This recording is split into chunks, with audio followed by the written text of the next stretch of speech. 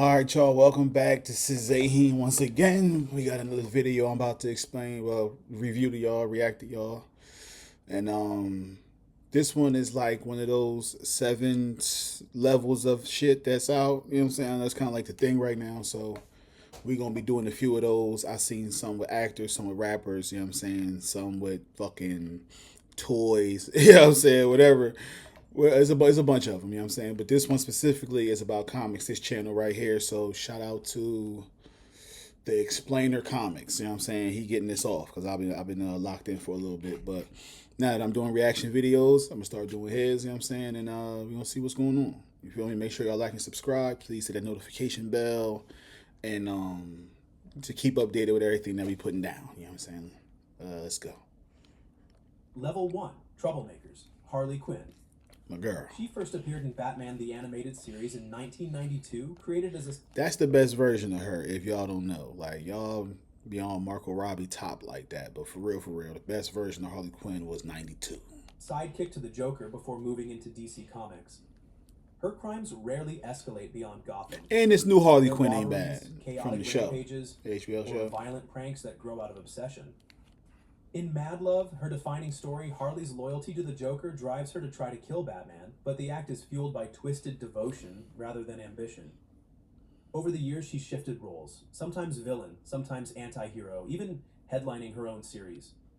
You know, I had one Batman game in my whole life. I think when I was younger, that I think I remember playing. Other than that, maybe Spider Man. I think we had a Spider Man game back in the day on like Sega or something like that. But I wasn't really big on like comic games. Like I'm big on comic movies. You know, comic books is kind of like a new thing, but I don't really read them. I just kind of watch videos about them. You know what I'm saying? That's more my bag. But video games, nah. In Suicide Squad, she's a weapon for hire. In Harley Quinn, she's the lead. Yeah, see, And I in don't know what Batman this arcs, is. she's an unpredictable mix of ally and threat. The through line is chaos, not conquest. She destabilizes Gotham, makes life harder for Batman, and occasionally helps save the day. All right. She's dangerous but contained, a disruptor whose ceiling is the scale Look of at the city Lego. she inhabits. Okay. Shocker. Herman Schultz debuted in Come on, Amazing Herm. Spider-Man number You got 46 this in wild gear 1967. on, His and your gauntlets name can blast Herman? percussive vibrations strong enough to break walls and send Spider-Man flying. On paper, the tech is impressive. In practice, Shocker's ambitions are small: bank robberies, survival against other criminals, and staying one step ahead of prison. He has become the classic Spider-Man jobber. I remember this Beaten and toy right mocked here. so often that even Look within crazy. Marvel continuity, he's considered a joke. In the 1990s comics, he tried to reform, even admitting his anxiety to Spider-Man, but it never lasted. His adaptation in Spider-Man, Homecoming, was reduced to a disposable henchman role, showing how Yeah, that was limited his ass. perception is outside comics. Yeah, they should have Despite this, he has made him a little longevity. more dangerous. He shows up again and again because he represents the everyday criminal with gadgets. Someone who forces Spider-Man to fight not only Look, he gods beating and his ass monsters, right but there. also street-level nuisances. He's consistent, but his But ceiling is look, clear. now I got you. You done. Catwoman. Selina Kyle made her first appearance in Batman #1 in 1940. She's a 1940. master thief defined more by thrill-seeking and survival than ideology. Catwoman has pulled heists across Gotham for jewels, money, and power, often clashing with Batman while walking the line between villain and Batman reluctant smacking ally. that thing down. In year one, she rises in Gotham's underworld, while Look. in Hush, her romance with Bruce Wayne complicates her loyalties. Catwoman works because Hush was she's a- never locked into I see. That's what, I ain't read the comic. I know it's a Hush comic, but I seen the movie, the cartoon. I liked it. one role. Sometimes she's Batman's enemy, other times she's his partner, and often she's both in the Look. same story. He That want duality everything. makes her He one want of everything to DC's do with most Catwoman. popular characters, but the scope of her actions keeps her here. She isn't trying to topple governments or erase worlds. She's after the next score, balancing. I her don't know who personal my growth favorite against her Catwoman desires. is. I don't think She's I one like of the none most of them. stylish troublemakers of comics, Uh, but still fits in the first tier because her focus remains local and personal. what's baby girl Level name? 2, That play Catwoman and Michelle Pfeiffer. Maybe her, because I ain't like the animated version of her. You know what I'm saying? It was bad to me. But and everyone else. What's the new one from not the new one, but from Dark Knight? I forget her name, but I guess she alright. Opportunists. Penguin. My boy. Oswald Cobblepot waddled into Gotham in Detective Comics number 58 back in 1941. And he's been hustling ever since. Short, round, and always hiding a weapon in one of his umbrellas. We already know who the best Penguin is. That HBO Penguin right now from the Batman. That's right now. That's the best Penguin I ever seen. Danny, my boy. But Danny, you're a funny nigga. I don't want to see you do Penguin. You know what I'm saying? I want you to be hilarious. You know what I'm saying? The Penguin built his empire not through chaos, but through deals. The Iceberg Lounge, his glamorous nightclub, my spot, doubles as the safest place in Gotham to do business if you're in the criminal underworld. That series Gotham was my shit. I watched that too. Massacres.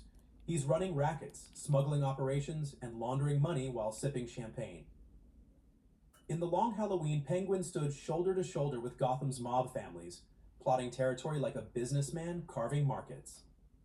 In The Batman 2022, Colin Farrell's version captured his best traits: scheming, opportunistic, waiting for a chance to rise higher when others fall. Cobblepot doesn't need to terrorize Gotham with clowns or fear gas. He simply waits for contracts, getting money. bribes, you know what I'm and saying? ledgers. Hell yeah. That hunger for control through infrastructure is exactly where Wilson Fisk comes in. Kingpin. He made his Another first nigga move out with there the getting Amazing money. Spider-Man number 50 in 1967, billed as the Kingpin of crime. Hell yeah. At first, he looked like No, look at my man. The bulk wasn't just fat. It was muscle. That's funny as hell. His back big as shit. His true legend came years later in Daredevil, Born Again, where Frank Miller stripped Matt Murdock of his career, his home, and his sanity, all with a few phone calls. Damn. Fisk doesn't waste time robbing banks. He manipulates the courts, city hall, and police precincts, making entire I'm a systems fucking guy. You know what I'm saying? That's basically it. Netflix's Daredevil. Daredevil beat my ass, though.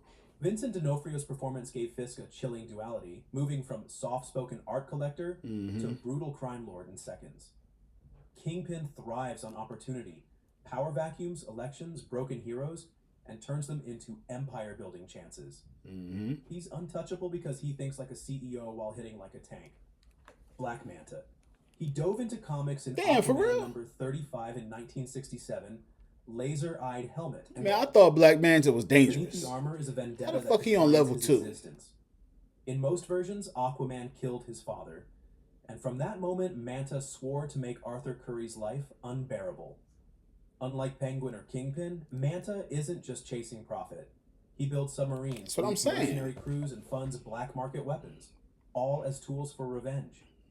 In Throne of Atlantis, so where the fuck is what's the name gonna be at? Where is Lex Luthor gonna be at? Because he should be down here. You're just a regular human dude. I mean, you're a genius and all that, but you just get money. You know what I'm saying? Kingpin a genius, right? Fuck. Land and sea. In Young Justice, you got them niggas wrapped around his finger. That sounds like genius shit to me. To organized campaigns, but even when Manta is running armies or controlling tech that could devastate nations, every path leads back to Aquaman. Oh, maybe that's why. Okay. He's opportunistic in the way he uses resources and alliances, but the goal never changes. He wants to see the king of Atlantis broken. Level 3, Predators. Damn, that's it. Damn. Sabretooth. He first appeared in Iron Fist number 14 in 1977, created by Chris Claremont and John Byrne. Victor Creed Chris Claremont is a guy. I heard him all the time on his mouth. A mutant with feral senses, unbreakable claws, and a healing factor that rivals Wolverine's. His presence isn't plotting cosmic domination, he's stalking prey. I had him as a toy back in the day. Comics for decades. Wolverine's relentless shadow. Word up. In X-Men, him, Origins, I had everybody: Cyclops, Wolverine, and countless clashes. Magneto. Sabretooth is depicted hunting Logan with sadistic joy. He remembers birthdays just to ruin them, famously killing Silver Fox on Logan's birthday in one timeline. In Mutant Massacre, he carved through the Morlock tunnels with no hesitation, leaving bodies as trophies. Damn. He embodies the predator who kills for instinct. Why they don't make them type of movies? You feel me? Like, let's see him ripping these innocent fucking mutants down. Slice. You feel me? Take this kid shit away. I want to see real stakes and consequences. You feel me? He is a natural like Game of Thrones, who never stops chasing blood. The same category belongs to another mercenary whose style isn't feral chaos, but cold precision. Deathstroke. Crazy Slade nigga. Wilson entered DC in the New Teen Titans #2 in 1980. Look at him. What is he from, yo? Marv Wolfman and George Perez. He from something A funny, decorated man. I soldier can't turned remember, but mercenary, Deathstroke the Terminator, is the definition of just to lethal see him on efficiency. this is hilarious. Enhanced strength, speed, and reflexes combined with tactical genius. Oh man, he had Baby Robin. He had Baby Robin in a fucking river. Manipulation, My and God. skill, nearly destroying the Everybody fleet thought he of was inside. crazy. Unlike Sabretooth, Deathstroke doesn't hunt for pleasure. That nigga. He hunts for contracts, carrying out assassinations with military precision. He was on Batman, his ass. Nightwing, and even the Justice League treat him as a top-tier threat because he studies opponents, exploits weaknesses, and takes pride in outmaneuvering You hear beat anyone in his Nightwing way. ass. His career is filled with moments where heroes barely survive. In Identity Crisis, he fought the Justice League single-handedly, dismantling multiple heroes at once. Slade doesn't need chaos Slay. or ideology. He's dangerous because he treats killing as business, and business is always good. Bullseye. Wow, Introduced in nigga. Daredevil #131 This one of my favorite- in 1976. This is one of my favorite villains right here. This nigga off the fucking chain, y'all. Bullseye is Marvel's assassin who can turn anything into a lethal weapon. A paperclip, a playing card, a toothpick. Once You it's don't in give a his fuck. hands, it can kill. Bullseye's legacy is tied to Daredevil. In Daredevil #181, he murdered Elektra in one of the most iconic scenes in comic book history, stabbing her with her own side. He isn't driven by ideology or contracts alone. He enjoys the kill. Crazy nigga. In Born Again and other arcs, Bullseye is used as Fisk's enforcer, not because Fisk can't hire anyone else, but because Bullseye's sadistic precision gets results. He has Hell killed yeah. or scarred countless people. Oh, close this to was Matt crazy. I Murdock, remember this. making him one of You know Marvel's what? most I didn't feared hate persons. Colin Farrell's version. Predators. Didn't Where like the Deathstroke movie as calculates much, and but Sabretooth his stalks. version, he Bullseye taunts and escalates, pushing his victims really to did some despair shit when he before rubbed they his forehead. Level 4 Tyrants, Ra's al Ghul. He stepped Roz. into DC history in Batman #232 in 1971, created by Dennis O'Neil and Neil Adams. His name translates to the Demon's Head, and his mission is nothing less than reshaping the world. Leader of the League of Assassins, Ra's commands armies trained in stealth, Crazy infiltration, nigga. and terror. His defining trait isn't random violence. It's Yeah, ideology. with that, yeah, I'm off the He believes chain. humanity itself is the problem, and the only cure is purging civilization to restore balance with nature. In Batman, Damn. Son of the Demon and Birth of the Demon, his obsession with population control and ecological balance is clear. Always backed Yeah, he on by some centuries government of shit. You know what I'm experience. saying? The Lazarus fucking, Pits extend his what's life, his letting name? him wage Thanos. this war Some across Thanos generations. shit. To Batman, he is a global threat who recruits soldiers, manipulates governments, and pushes his vision with almost religious certainty. Ra's doesn't rule a city or a company. He aims to rule the earth through ideology and blood. Dr. Doom. He made his first appearance in Fantastic Four #5 in Hold on now. 1962, created by Stan Lee and Jack You know what? They Kirby. did say evil. They ain't Monarch. just say like bad guys. They say evil specifically. And I guess he got more logic behind his tyranny. So it ain't necessarily evil. I'm just doing what's best for whoever I'm fucking with. Of Latveria, Doom rules as dictator and protector. A See, scientific I genius got on people par I with fuck Reed with. Richards and a sorcerer rivaling Marvel's Mystics, Doom is the archetype of tyranny fueled by brilliance. His armor is nearly indestructible, his mind capable of designing weapons that terrify nations, and his charisma forces his people Hey, he to fuck worship Human him Torch as a up. He savior. said, "Oh, calm down, nigga." In Fantastic Four Annual #2, his tragic backstory, scarred in an accident while trying to save his mother from hell, cemented his arrogance as armor for pain. Doom's greatest stories showcase his hunger for absolute control. Emperor Doom has him enslaving Earth with mind control. Secret Wars remakes reality itself under his hand. You know who they gotta have on here? The dude from Jessica Jones. What's his name? I forget. But they gotta have him on there. That motherfucker. Listen, the dude from Jessica Jones is the craziest shit. Like, he just tell you, like, yo, jump off that bridge. And you just go jump. And it's not that You go jump and you're not aware of you jumping. No, you feel and watching yourself go jump. So it's even worse to feel that fucking helpless. Like, good lord. Yet, at his core, Doom believes That Latveria fucked me prospers up. under his iron rule. That paradox defines him. Like, Tyrant, what's gonna stop him from fucking Superman up? Or Thor? Y'all can hit me fast and I can say these words. Y'all don't know I'm about to say these words. You feel me? Thor, you come down here, nigga. I tell you, fucking slice your own throat, nigga. What we talking about? and Guardian, genius, and He gotta be on here. forever convinced he alone. I forgot his controls name power. though. Apocalypse. Known as En-Sabah Nur, he is one of Marvel's first mutants, born in ancient Egypt, and surviving into the modern era through advanced technology and constant evolution. His what he philosophy do. is absolute: survival of the fittest. He doesn't simply conquer, but remakes civilizations around his doctrine, He big as elevating hell. those who serve and exterminating those who don't. In the classic Age of Apocalypse storyline, he ruled an alternate Look at my world nigga with brutal Gear. efficiency, enslaving Them or snip- eliminating Tell the millions. boots is them. His power set makes him nearly This the unstoppable. apocalypse. I know. Great Size face. shifting, regeneration, and centuries of knowledge combined with celestial technology. Across arcs like the 12... You know, I watched X-Men, not 97, but the original X-Men cartoon. I watched that whole series again as an adult. Even when the illustration changed to going terrible, I actually watched that season too. And I don't know how they beat Apocalypse. If the nigga is all evolutionary, can change, do whatever the fuck he want, how the fuck do you beat the guy? Executioner's song, he manipulates mutants and humans alike to test their worth, often choosing champions or horsemen to serve his will. Ultron. Created by Hank Pym in Avengers number 54 in 1968, he is the tyranny of logic given machine form. Okay, so in the comics, Hank did. They try to say Iron Man and fucking Bruce Banner. It was their fault. Comics, it was Hank Pym, crazy ass, little short. Endlessly upgrading and driven by an obsessive hatred of humanity, We got Ultron Captain embodies America. the nightmare You of see how you had artificial Captain America intelligence wrapped without up? limits.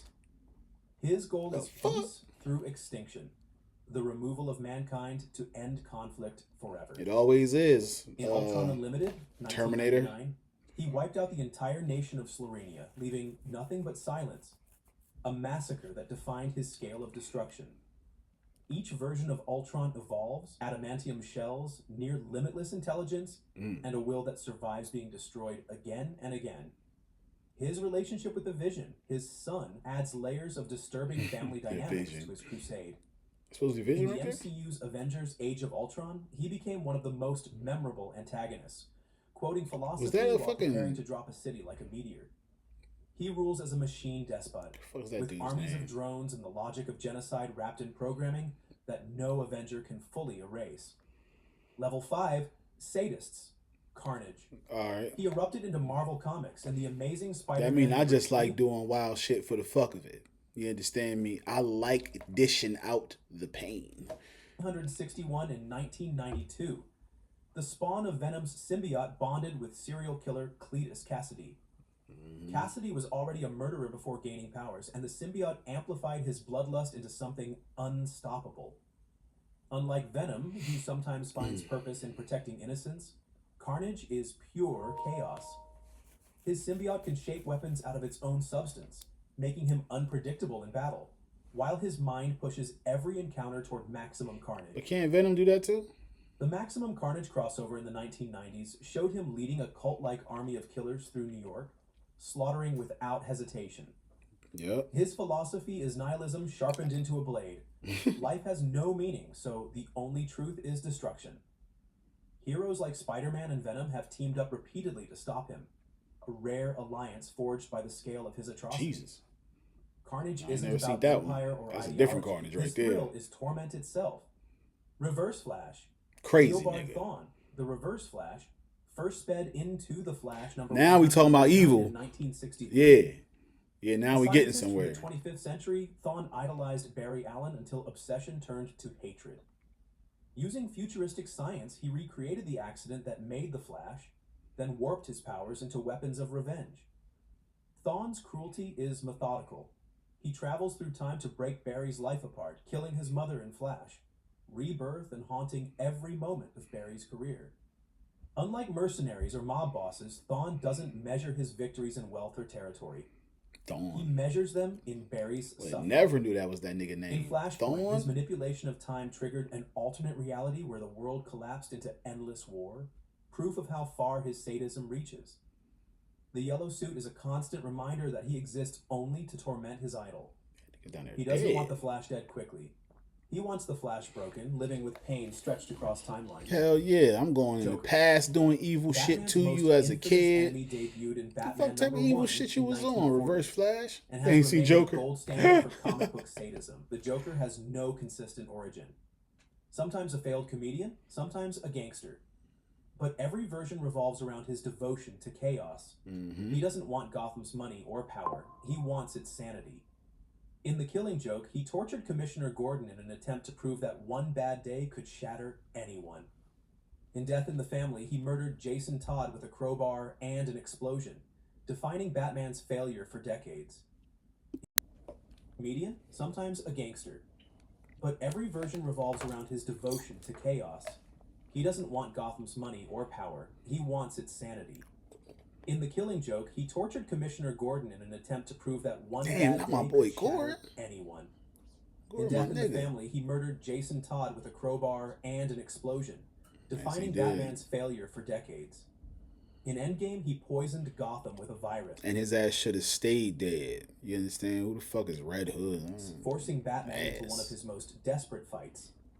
The Joker thrives on torment as performance.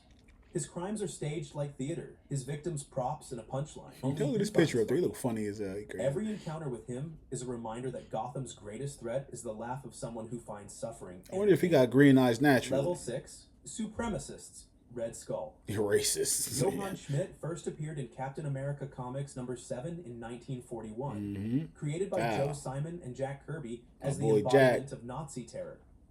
The Red Skull has always been more than a costumed criminal. Born in poverty, Schmidt rose through cruelty, mentored by Adolf Hitler himself in Marvel continuity, and became the face of Hydra. His obsession is purity and domination, believing in a world stripped down to serve his authoritarian He gonna mission. do that after his face turn In red. You know Tales what of I'm saying? Suspense This nigga and crazy. countless arcs afterward, his signature weapon is fear, from gas bombs to mind control devices. But his greatest power is his ability to inspire armies to commit atrocities in his Racist. name. In Captain America, the Winter Soldier film, Hydra's infiltration of SHIELD modernized his ideology into surveillance fascism, showing that his threat evolves with the times. Red Skull is placed here because his evil is Is. inseparable from Placed genocidal here? intent, not petty crime or personal vendetta. Thanos. From Wow. the start, he was a cosmic extremist, obsessed with death and balance. In the comics, his early goal was to win the love of Mistress Death, All for the that cosmic womb. embodiment of mortality, driving him to slaughter half the universe in the Infinity Gauntlet. With the Gauntlet, he erased half of. Yeah, see, in the movies, they made it seem like he was doing that because it made sense to do that. You know what I'm saying? Like it was a logical thing. Like, listen, we want to save humanity. We want to take half the fucking civilization, half of humanity and everybody, even other beings, other places. We're going to take half of them away so everybody can thrive off the resources that's left over. When really, I just wanted this womb, and the thing she loved most was death. So I killed half of the universe. Niggas, man. All life with a snap of his fingers, establishing himself as Marvel's greatest existential threat. The MCU reframed him as a utilitarian conqueror, convinced the universe's resources could not support unchecked growth. His plan was the same: genocide on a scale no hero had faced before. What separates Thanos from tyrants like Doom or Ultron is his devotion to ideology.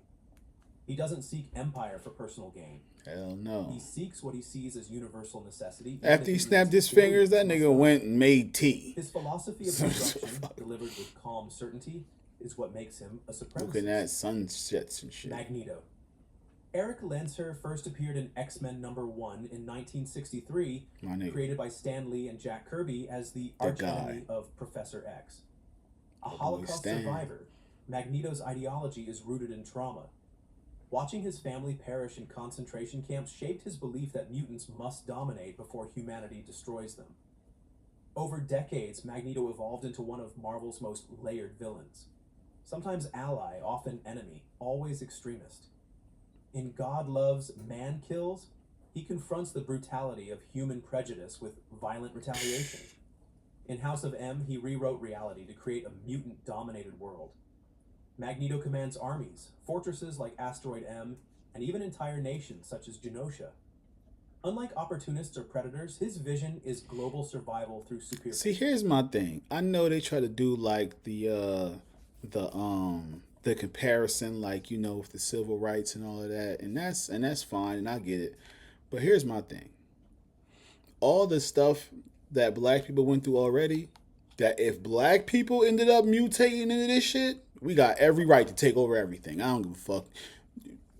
Y'all owe dough. We ain't get our 40 acres or nothing. You know what I'm saying? Where the mule at? You know what I'm saying? Y'all ain't give us shit. Man, I'm taking shit. Y'all better not give me no motherfucking master of magnetism. You understand me? I'm gonna ball shit up. You know what I'm saying? His supremacy comes not from sadism, but conviction. Mutants as the next stage of evolution, humanity as obsolete. Bam. Magneto's placement in this level reflects that his ideology, while sympathetic, still manifests in terror, conquest, and extinction-level stakes. We already got LeBron, Pure so evil. we on our The route. Batman Who Laughs. He was introduced in Dark Days. Whoever do the Batman Who Laughs as a movie, and they do it right, it's gonna break $1 billion. I mean, it's gonna make $1 billion easy. Like, I'm telling you, because it's gonna be crazy. It's gonna be a fucking horror movie. You understand? It's gonna be crazy. Casting number 1 in 2017, then became the central figure of Dark Knight's Metal. He is Bruce Wayne infected by the Joker's toxin after finally killing his archenemy. The result is the fusion of Batman's strategic brilliance with Joker's sadism. People gonna die. Unlike ordinary rogues, this figure spreads corruption across entire realities. He builds armies of twisted Robins, enslaves heroes, and destabilizes worlds not for profit or ideology, but for the joy of watching them burn. Just cause. In the Batman Who Laughs miniseries, his manipulation of Gotham systems proved his danger wasn't limited to brute force. His genius turned into a virus of cruelty. Damn, look at little Bat In Dark Knight's Robins. death metal, he evolved into the Darkest Knight, wielding cosmic power and waging war against creation itself. He embodies ultimate corruption, showing what happens when hope's greatest symbol is twisted into absolute darkness. Darkseid. Jack Kirby introduced Darkseid in Superman's pal Jimmy Olsen, number 134 in 1970, but his legend grew quickly as the God of Apocalypse. Darkseid rules as the personification of tyranny, wielding the anti-life equation to strip free will from all beings. Damn. His presence isn't confined to I always Gotham wondered or what his beef Metropolis. was, because I It remember him extends across from multiple Batman, Superman shit, In the Great Darkness Saga, DCEU, he battled the but legion of superheroes in the 30th century. never really got to proving his get reach beyond time. what his bag was. In Final Crisis, his fall to Earth nearly collapsed reality, pulling existence into a singularity of despair.